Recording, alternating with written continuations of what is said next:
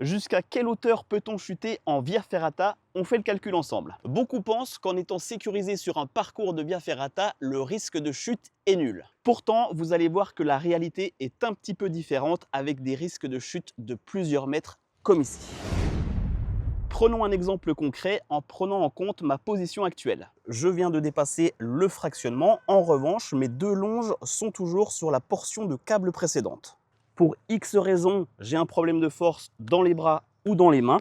J'ai pas le temps de me vacher et je chute. Pour calculer la hauteur totale de ma chute, on va déjà commencer par prendre en compte la différence de hauteur entre mes mousquetons sur le câble et mon point d'ancrage situé ici, donc à hauteur du pontet du baudrier. Là, vous le voyez, on arrive quasiment déjà à 40 cm.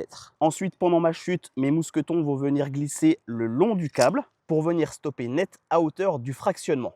On va donc rajouter la hauteur du câble. On sort une nouvelle fois le décamètre. À mes 40 cm précédents, je vais donc rajouter 2,20 m. Donc là, j'ai déjà fait une belle chute du fractionnement précédent à celui-ci. Avec le poids de mon corps, mes longes élastiques vont venir s'étirer sur 1,10 m supplémentaire. Avec la violence du choc, votre absorbeur de choc va venir se déclencher. À l'intérieur de cette pochette, on va retrouver une sangle de 60 à 70 cm environ qui va venir se dédoubler sur sa longueur, donc pour ajouter jusqu'à 1,40 m de sangle et donc de hauteur. Je rajoute donc mes 1,40 m, ce qui nous fait arriver quasiment à hauteur de mon pied. Si on cumule l'ensemble des éléments, on arrive sur une chute d'environ 5,10 m, soit jusqu'ici.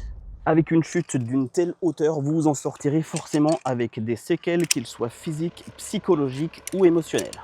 Alors pour éviter ce genre de situation, pensez à évoluer en sécurité et n'hésitez pas à vous vacher pour vous reposer.